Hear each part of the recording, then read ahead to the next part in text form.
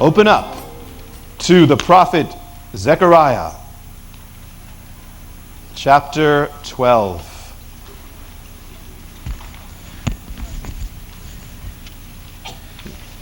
Zechariah, chapter 12.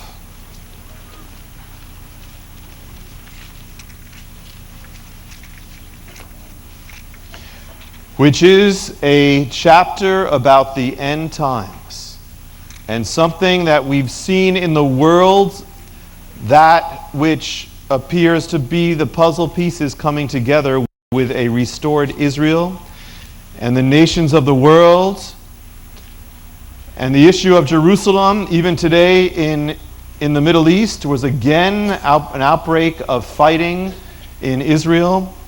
The peace of Israel still hidden, and the ultimate issue, Jerusalem. That's what this is about. Zechariah 12. The burden of the word of the Lord concerning Israel. Thus declares the Lord, who stretches out the heavens, lays the foundation of the earth, and forms the spirit of man within him. I am going to make Jerusalem a cup that causes reeling to all peoples around, and when the siege is against Jerusalem, shall also be against Judah. It will come about in that day that I will make Jerusalem a heavy stone for all the peoples, and all who lift it will be severely injured, and all the nations of the earth will be gathered against it. And then verse 8. In that day the Lord will defend the inhabitants of Jerusalem, and the one who is feeble among them in that day will be like David, and the house of David will be like God, like the angel of the Lord before them. It will come about in that day, I will set about to destroy the nations that come against Jerusalem, and I will pour out on the house of David and on the inhabitants of Jerusalem the spirit of grace and supplication, so that they will look upon me, whom they have pierced. And they will mourn for him as one mourns for an only son, and they will weep bitterly over him like the bitter weeping over a firstborn son.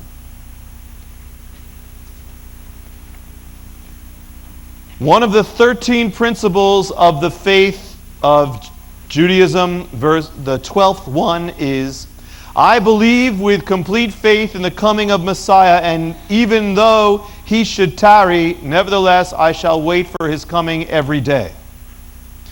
Tonight is the fifth of the six teachings, the last one we'll do sometime in the future, on the Messiah hidden in the ancient writings of the rabbis, or Jesus hidden in the rabbinical writings. The first one that we did was the days of Messiah, about the first coming of Messiah. The second one, the scepter of Judah, was about the life of Messiah in the rabbis. The third one from the writings of the rabbis was the leper king, which was the rabbis revealing that Messiah had to die for our sins. The fourth one was the rising of the leper king, which was about the resurrection, that the rabbis actually speak about the resurrection of the Messiah who died for our sins. And that's where we left off. And so now we're going right in order to the next part. And the next part is, you have the resurrection, you have the ascension, you have the second coming of the Lord and the end times.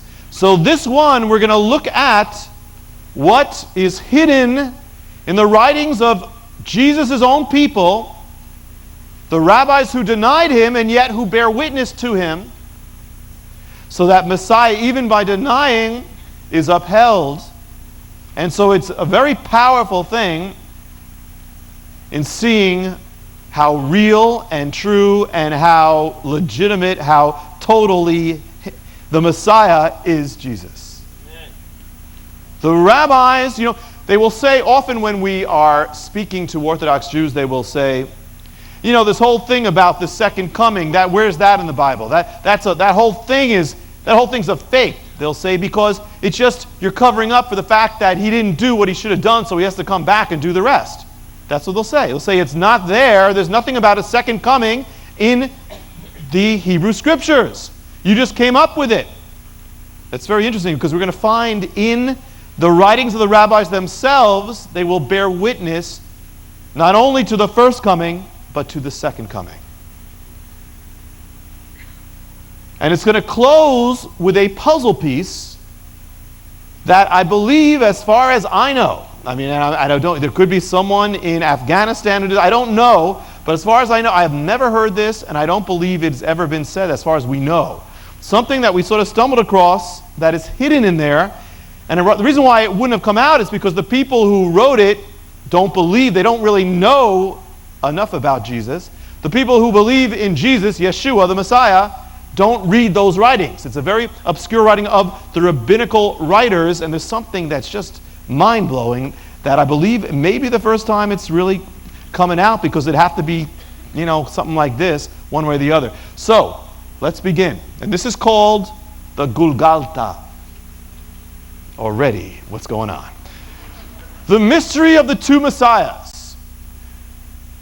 They said, this whole thing about the second coming, you made it up because your Jesus did not fulfill the prophecies. And yet, the rabbis themselves speak clearly in their writings about two Messiahs. And if you've heard this before, you should know it. Messiah, son of Joseph, the dying Messiah. Messiah, son of David, the glorious Messiah. Now the problem, one who suffers and dies for sins, the other who reigns forever. The problem is, the Bible does not give you that option to come up with two Messiahs when it serves your purpose.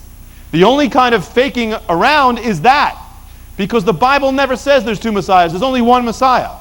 So the reason of coming up with two Messiahs is to explain the fact they could not explain. They, even by trying to deny it, they ended up bearing witness to the second coming. Two comings.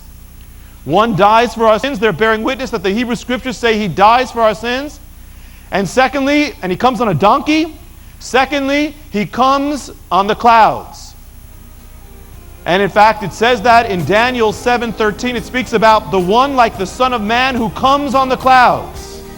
And he will come and receive the kingdom, and he will reign forever. But on the other hand, it says in Zechariah 9, it says, he is humble, coming on a donkey. So therefore, the rabbis themselves are bearing witness. These are two comings, clearly. There's two comings. Doesn't matter how you do it. He's coming on a donkey as a poor man, or he's coming in glory on a cloud. It's two comings. And whoever the Messiah of Israel is, he's got to come twice. And so in the rabbinic writings is